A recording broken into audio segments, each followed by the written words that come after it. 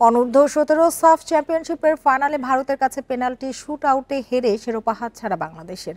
নির্ধারিত সময়ে ২-২ গোলে ড্র হয় ম্যাচ। কলম্বো রেসকোর্স স্টেডিয়ামে ম্যাচের শুরুতে আধিপত্য ভারতের। চতুর্থ মিনিটেই রাহান আহমেদের দারুণ ফিনিশিংয়ে এগিয়ে যায় ম্যান ইন ব্লু। সমতায় ফিরতে একের পর এক চেষ্টা বাংলাদেশের। ২০ মিনিটের ব্যবধানে সমতায় ফিরে ফয়সালের দল। অধিনায়কের কর্নারে মোহাম্মদ মানিকের হেডার সমতায় ফিরে বেশ কয়েকবার এগিয়ে যাবার সুযোগও পায় লাল সবুজরা। তবে ২ মিনিটের ব্যবধানে নিশ্চিত ২ গোল মিসে হতাশা ভর করে। উল্টো ম্যাচের ৩৮ মিনিটে আবারও পিছিয়ে পড়ে ছোটনের দল। অধিনায়কের ক্রসে আসলান শাহর দুর্দান্ত ফিনিশিংয়ে লিড ভারতের। তবে ম্যাচের শেষ দিকে নাটকীয়তা।